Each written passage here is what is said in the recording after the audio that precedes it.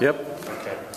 First of all, I want to thank everybody for coming here today. It's a Monday, but I'm sure all of you are here all day Monday, so that's okay.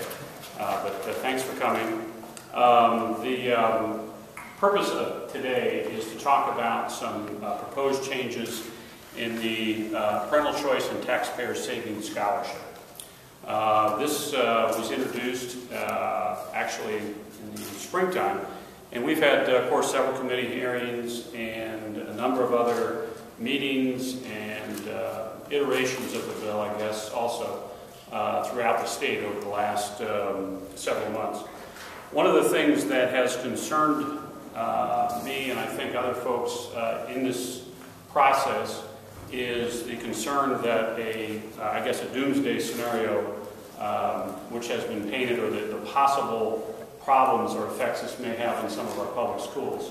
And the purpose really of this is to prevent that potential from being there, but also to keep the core of the scholarship program in place.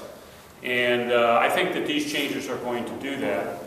And I want to talk specifically about what some of these, or each of these are. And then, and I know this is pretty simplistic, but sometimes I think it helps for everybody to be reading the same thing at the same time. And then I've got some examples on this chart over here as I go through. I'm going to explain how that might practically affect school districts. And the school districts that I have here are actual real school districts. I don't have the names up here. And I want to talk about what each of those mean, because I think there's a lot of times a lot of confusion about what, when we label something, what it means. One of the, and really numbers 1 and 2 kind of go together. When we designed this, we had a specific amount of the scholarship program in it. And essentially it was less than the Ed Choice amount, and it was less than the amount that leaves the district under open enrollment, charter schools, things like that. But because of the way the bill, the school funding formula was originally interpreted and the way that changed under House Bill 153, essentially one of the problems was that regardless of the amount of the scholarship, the same amount, or the full, what used to be known as foundational formula amount, would leave the school district. And I probably should stop using labels and start talking about numbers, because I think numbers are easier to understand. But in what I'm now going to be calling the old version of the scholarship, the full $5,700 number, it's actually $5,732, but the full $5,700 amount would leave the district, regardless of the amount of the scholarship amount.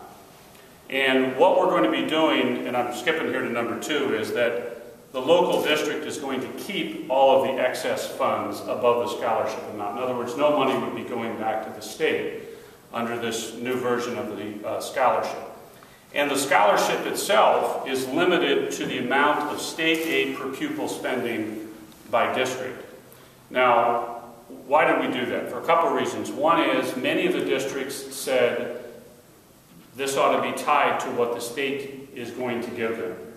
And they said, for example, we don't, if you're going to give out a $4,000 scholarship, we're only going to be getting $2,000 per student from the state. So we think it ought to be limited to that. So we heard and we responded, and that's essentially what this is all about. Now, I'm going to go over here to this chart and explain to you how that might mean, or what that might mean in any particular district.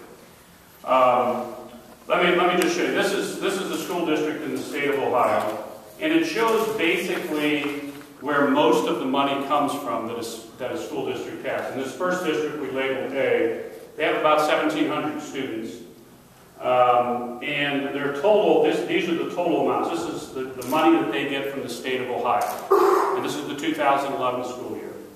And the second category is the inside millage, the permanent millage. It's not voted on in the district. This is the permanent millage that district would get. And in this district, they're getting about $6.1 million from the state, about $4.3 million from their permanent inside millage. And then they vote on levies throughout a period of time. and of course those changed in every district from year to year. And they get about $2.5 million from those levies that they vote on in this particular district. What that works out to on a per pupil basis in this district is they get about $3,526 per student from the state.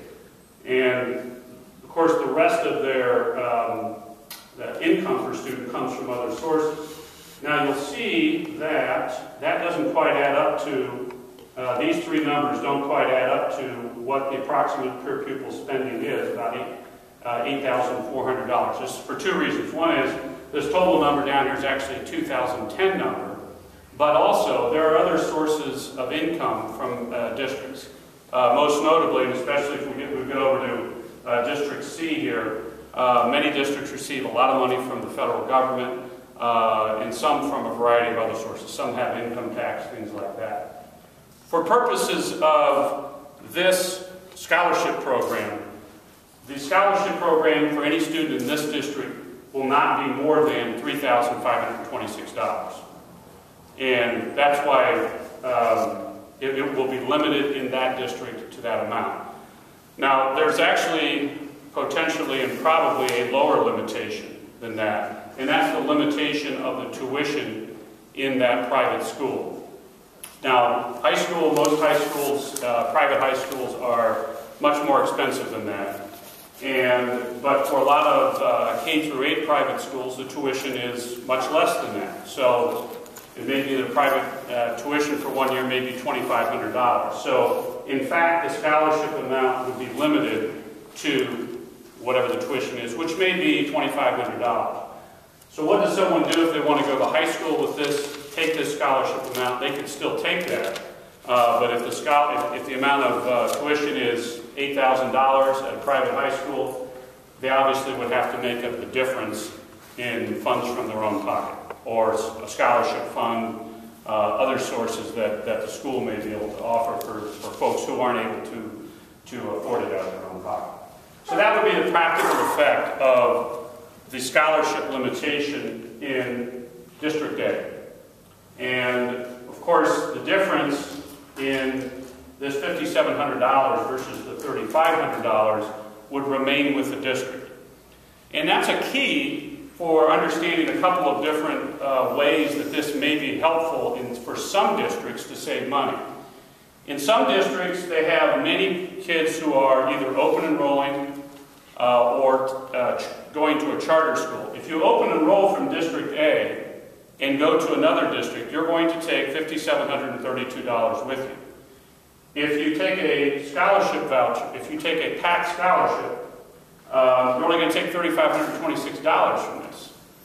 Now, a superintendent may say, well, look, if this student is going to leave, if they're going to leave, and we don't want them to leave, but if they're going to leave, we'd rather they only take $3,500 rather than the $5,700. Now, also keep in mind that the remainder of this money assigned to this child, which in this district would be about $5,000, $3,500 minus about $8,500. The remainder of that also all stays with the district, the local real estate tax money, all of those things. So in essence, the $5,700, which is what it is for open enrollment, kind of becomes a non-factor in this whole discussion. It's a less expensive way for the school district if they're going to lose a student in terms of the amount of dollars that they would lose. I want to get to these other parts of the change, but I just want to give a couple more examples because there are a lot of different kinds of school districts and how they act and how they're funded. I think it's important to point these different examples out. This is what you might call maybe an average wealth district, District A. District B is probably what you would call a high wealth district. In other words, they don't receive a lot of money from the state, and they receive a lot of money from their local levies. In this particular district, they spend just under $20,000 per student on their education. Nearly all of that comes from local real estate taxes.